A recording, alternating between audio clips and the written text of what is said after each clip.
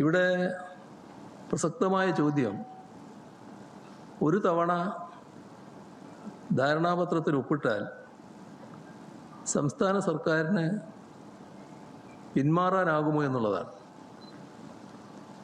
ഇവിടെ കാണേണ്ട കാര്യം, ധാരണാപത്രം ഒപ്പിട്ടു എന്നതുകൊണ്ട് മാത്രം പദ്ധതി നടപ്പാകില്ല.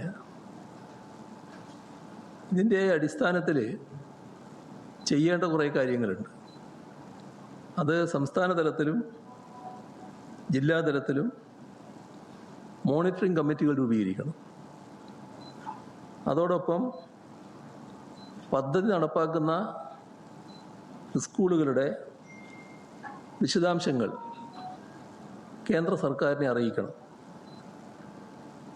ഇവിടെ കാണേണ്ട ഒരു കാര്യം, ഈ ധാരണാപത്രം ഒപ്പിട്ടതിന് ശേഷം അത്തരത്തിലുള്ള ഒരു നടപടിയും സ്വീകരിച്ചിട്ടില്ല, ഒരു കമ്മിറ്റിയും രൂപീകരിച്ചിട്ടുമില്ല. ഓരോ ബ്ലോക്കിലും 2 വീതം സ്കൂളുകളാണ് ഈ PM ശ്രീ സ്കൂളായി ഉയർത്തേണ്ടത്. അങ്ങനെയുള്ള ഒരു ലിസ്റ്റും കേരളത്തിൽ തയ്യാറാക്കിയിട്ടില്ല, അത് കേന്ദ്രത്തിന് നൽകിയിട്ടുമില്ല. അപ്പോൾ സാധാരണഗതിയിൽ അത്തരം സ്കൂളുകളുടെ ലിസ്റ്റ് സംസ്ഥാനം കേന്ദ്രത്തിന് കൈമാറുകയാണ് വേണ്ടത്. അതോടൊപ്പം തന്നെ മറ്റ് അനുബന്ധ നിബന്ധനകളുമാണ് ഈ ധാരണാപത്രത്തിലുള്ളത്. അപ്പോൾ സംസ്ഥാന സർക്കാർ ഇതിൽ പറയുന്ന കാര്യങ്ങളൊന്നും നടപ്പാക്കാൻ തയ്യാറാകുന്നില്ലെങ്കിൽ പദ്ധതിയുമായി മുന്നോട്ട് പോകാനാവില്ല. അതുകൊണ്ടാണല്ലോ ഇപ്പോഴും നടപ്പാക്കാതിരിക്കുന്നത്. അത് മരവിപ്പിക്കുന്നുവെന്ന് LDF സർക്കാർ പറയുകയും ചെയ്തല്ലോ. അപ്പോൾ നടപ്പായില്ല എന്ന വസ്തുത നിലനിൽക്കില്ലേ?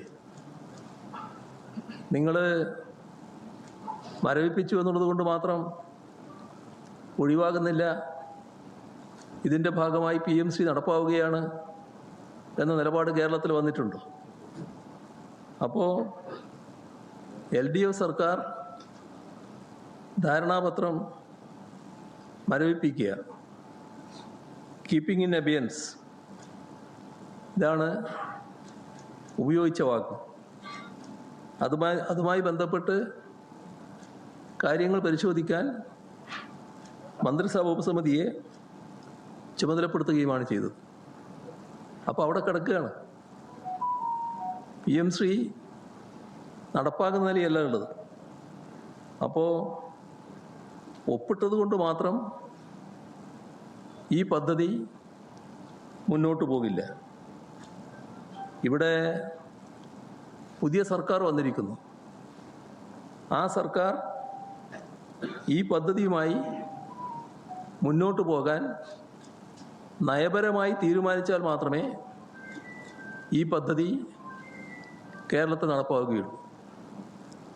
അപ്പോൾ അത്തരത്തിൽ ഒരു നയമാറ്റത്തിന് UDFനെ പ്രേരിപ്പിച്ച ഘടകം എന്താണ് എന്നതാണ് നാടിനു മുന്നിൽ അവർ വ്യക്തമാക്കേണ്ടത്. കേന്ദ്ര സർക്കാർ ഇതുമായി ബന്ധപ്പെട്ട് എന്തെങ്കിലും പ്രത്യേക അറിയിപ്പ് സംസ്ഥാന സർക്കാരിന് നൽകിയിട്ടുണ്ടോ? ഉണ്ടെങ്കിൽ അതെന്താണ്? പദ്ധതിയെ അതിനിശിതമായി എതിർത്ത UDF ഇപ്പോൾ ആ പദ്ധതി അംഗീകരിച്ച് നടപ്പാക്കാൻ തയ്യാറായി മുന്നോട്ട് വരുന്നതിൻ്റെ ഉദ്ദേശശുദ്ധി അവർ തന്നെ വിശദീകരിക്കേണ്ടതാണ്. ധാരണാപത്രം റദ്ദ് ചെയ്യാൻ അവകാശമുള്ളതാണ്. കേന്ദ്ര സർക്കാരിന് അവകാശമുണ്ട്. സംസ്ഥാന സർക്കാരിൻ്റെ അനുമതിയോടെ മാത്രം ഭേദഗതി ചെയ്യാനും കഴിയും.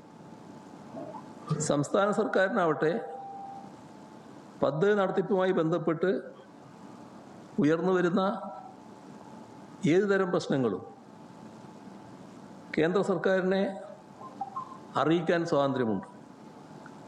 ഉഭയകക്ഷി ബന്ധത്തിലുള്ള പ്രശ്നങ്ങളുണ്ടാകാം. അവയെല്ലാം കേന്ദ്ര സർക്കാരിനെ അറിയിക്കാൻ അവകാശമുള്ളതാണ്. ചുരുക്കത്തിൽ സംസ്ഥാന സർക്കാർ മുൻകൈയെടുത്താൽ മാത്രമേ പദ്ധതി നടപ്പിലാകൂ എന്നതാണ് അവസ്ഥ. ഈ നടപടി ഇപ്പോൾ നടപ്പാക്കുന്ന രീതിയിലേക്ക് വന്നതിൻ്റെ യഥാർത്ഥ കാരണങ്ങളാണ് UDF വ്യക്തമാക്കേണ്ടത്. നാം വ്യക്തമായി മനസ്സിലാക്കേണ്ട കാര്യം, ഏത് സാഹചര്യത്തിലും ഉപേക്ഷിക്കാവുന്ന ഒന്ന് മാത്രമാണ് സംസ്ഥാന സർക്കാരിനെ സംബന്ധിച്ചിടത്തോളം PM ശ്രീ പദ്ധതി.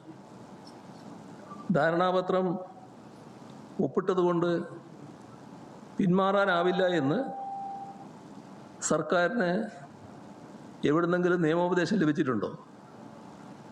ഉണ്ടെങ്കിൽ അതും അറിയുന്നത് നല്ലതാണല്ലോ. പുതിയ അഡ്വക്കേറ്റ് ജനറൽ അത്തരമൊരു ഉപദേശം സർക്കാരിന് നൽകിയിട്ടുണ്ടോ? ഉണ്ടെങ്കിൽ അത് വ്യക്തമാക്കണം. കേരളത്തിന് PM ശ്രീ പദ്ധതിയുടെ ഭാഗമായി പണം ലഭിച്ചു എന്ന് മുഖ്യമന്ത്രി പ്രസ്താവിക്കുന്നതായി കണ്ടു. മുഖ്യമന്ത്രിയുടെ ആ വാദത്തിൻ്റെ യാഥാർത്ഥ്യം അതിൽ വ്യക്തതയുള്ളതാണല്ലോ. എന്തിനാണ് വസ്തുതാവിരുദ്ധമായൊരു കാര്യം അദ്ദേഹം പ്രസ്താവിക്കാൻ പോയത്? പാർലമെൻറ്റിൽ ഇതുമായി ബന്ധപ്പെട്ട ചോദ്യങ്ങൾ ഉയർന്നു. ആ ചോദ്യവും മറുപടിയും രഹസ്യമല്ലല്ലോ, പരസ്യമല്ലേ.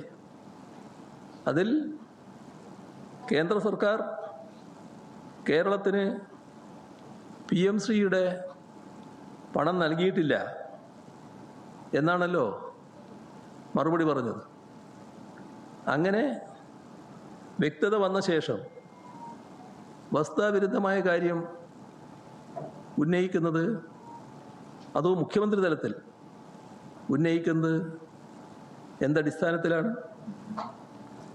കേരളത്തിന് കിട്ടിയത് SSK ഫണ്ടാണ്.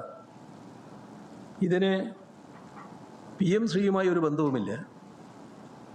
SSK ഇനത്തിൽ കിട്ടിയ ഈ ഫണ്ട് പിന്നീട് വിദ്യാഭ്യാസ അവകാശ നിയമവുമായി ബന്ധപ്പെട്ട് ലഭിക്കേണ്ട യൂണിഫോം, പാഠപുസ്തകം, ഈ ഇനങ്ങളിലേക്കൊക്കെ അഡ്ജസ്റ്റ് ചെയ്യുന്ന നിലയാണ് കേരളത്തിലുണ്ടായത്. അപ്പോൾ കുറച്ചുകൂടി വ്യക്തമായി പറഞ്ഞാൽ, PM ശ്രീ ധാരണാപത്രപ്രകാരം സംസ്ഥാന സർക്കാർ ചെയ്യേണ്ട നടപടിക്രമങ്ങളുണ്ട്.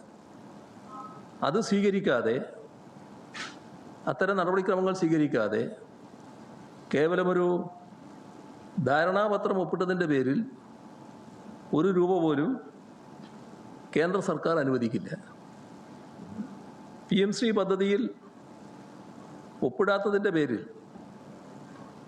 സമഗ്ര ശിക്ഷ കേരളക്ക് ലഭിക്കേണ്ട ഫണ്ട് തടഞ്ഞുവെക്കുന്ന കേന്ദ്ര സർക്കാർ സമീപനം, അതിൻ്റെ ഭാഗമായി 1158 കോടി രൂപയുടെ ഫണ്ടാണ് കേരളത്തിന് ആ ഘട്ടത്തിൽ നഷ്ടമായിരുന്നത്.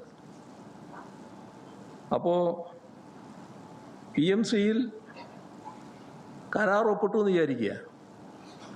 അങ്ങനെയാണെങ്കിൽ പോലും അതിൽ നിന്ന് പിന്മാറാൻ സംസ്ഥാനങ്ങൾക്ക് കഴിയും എന്നതിൻ്റെ ഉദാഹരണവും നമ്മുടെ രാജ്യത്തുള്ളതാണ്. പഞ്ചാബിൻ്റെ അനുഭവം നേരത്തെ ഉന്നയിച്ചതാണ്. 2022 ഒക്ടോബറിലാണ് PM ശ്രീ പദ്ധതിയിൽ ധാരണാപത്രം പഞ്ചാബ് സർക്കാർ ഒപ്പുവെക്കുന്നത്. അത് കഴിഞ്ഞ് 9 മാസങ്ങൾക്ക് ശേഷം 2023 ജൂലൈയിൽ ഔദ്യോഗികമായി തന്നെ അതിൽ നിന്ന് പിന്മാറുന്ന നില സ്വീകരിക്കുകയും ചെയ്തു. അപ്പോൾ